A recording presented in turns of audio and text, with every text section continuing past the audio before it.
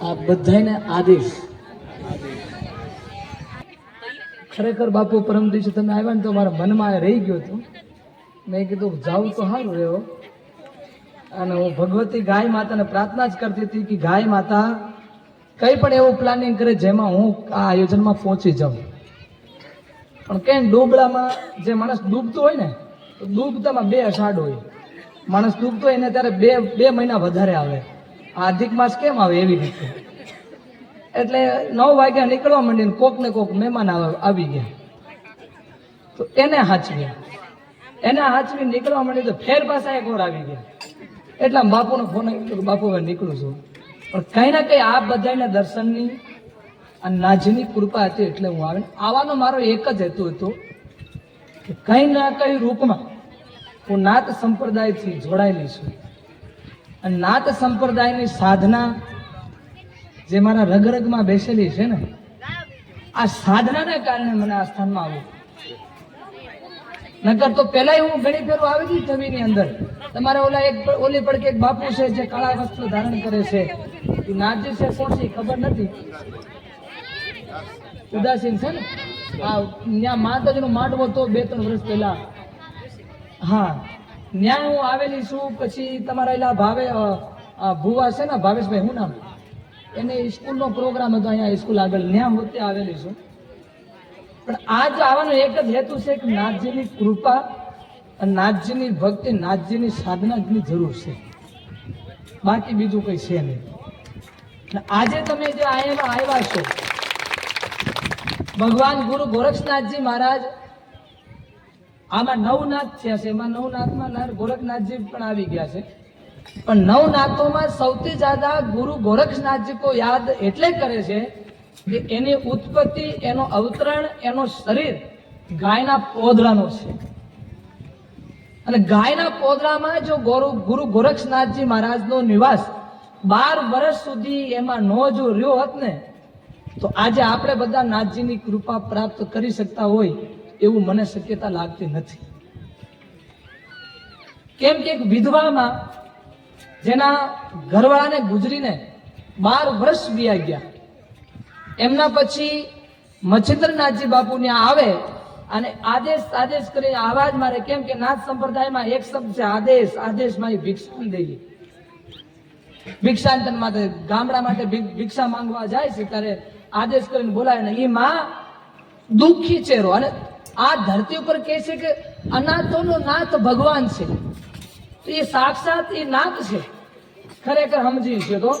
અને એ નાથ જયારે એના ઘરે ગયા, એના ઉદાસ ચહેરો જોયો, મોઢો જોયો, ત્યારે પૂછ્યું કે માં તમને શું તકલીફ છે? તો કીધું કે મારે કઈ સંતાન નથી. અને સંત હૃદય નવનીત સમાના, સંતનો હૃદય એટલો પવિત્ર છે, એટલો કોમળ છે, એ પોતે તમારી આટલું દુઃખી થઈ જાય પણ તમને દુઃખી નો થવા દે. ઝોળામાંથી ભભૂત કાઢીને આપી, કીધું માં આ ભભૂત ખાઈ લો, 9 મહિનામાં તમારે દીકરાનો જન્મ થયો. લઈ તો લીધો. પણ પછી ખબર પડી કે મારા ઘરવાળાને ગુજર્યાને તો 12 વર્ષ થઈ ગયા. પાછા ત્યાં આ ભભૂત મારે કેમ ખાવું? સંતનો આદેશ છે, સંતનો પ્રસાદ છે, વ્યર્થ જવાનો નથી. પણ આ ખાઈ ગઈ તો મારો જીવન કલંકિત થઈ જાય. એટલે ખૂબ મનોમંથન કર્યો, ખૂબ ચિંતન કર્યું. પછી કીધું શાસ્ત્રોમાં કે એકહી કેવલમ સૂત્રમ ધેનુ શરણમ ગચ્છામિ, વેદ વગર મતિ નથી, ગોસેવા વગર સદગતિ નથી. એના માને ખબર પડી, વેદોમાં લખેલો છે ગાય માતાની શરણ બિયા જાઓ ને આ બધી સમસ્યાઓનો સમાધાન છે. એ માં ગયા ગાય માતાની પાસે, અને ત્યારે ગાય માતા પોદળો કર્યો અને પોદળામાં રાખ નાખી, રાખને પોદળાને લઈને એક જગ્યા મૂકી દીધો. તમારે ત્યાં પાણીનો ઘોડો મૂકવાની જગ્યાને હું કયો? પાણીયારી જેવી જગ્યામાં મૂકી દીધો. અને 12 વર્ષ સુધી ગુરુ ગોરખનાથજી પોદળામાં રહ્યા. ત્યારે મચ્છિન્દ્રનાથજી પાસે આવ્યા અને પૂછ્યું ભાઈ કે આદેશ ભાઈ. ત્યારે વાઈ માં, વહી ચહેરો, મોઢો, વાઈ ઉદાસીન, આવી દુઃખી માય. ભિક્ષા લેવાથી પહેલા પૂછતો, હજી તમારો તકલીફ દૂર નથી કે મારી ન થાય? કે તમે જયારે પ્રસાદ આપ્યો ને ત્યારે મારા ઘરવાળાને ગુજર્યા, પાછા થયા 12 વર્ષ થઈ ગયા હતા અને હવે 24 વર્ષ થયા. કીધું તો આ ભભૂતનો શું કર્યો? કીધું ગાય પોદળો કર્યો ને, ગાયના પોદળામાં લાઈન મૂકી દીધું છે.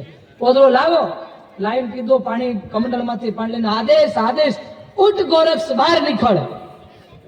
અને ગોરખનાથજી 12 વર્ષની ઉંમરના ભગવાન પ્રગટ થયા. અને પછી ગોરખનાથજી બહાર નીકળ્યા ત્યારે મચ્છિન્દ્રનાથજી કીધું આગે આગે ને ગોરખ જાગે. ત્યારથી આ વાતો ચાલી આવે છે કે આગે આગે ને ગોરખ જાગે.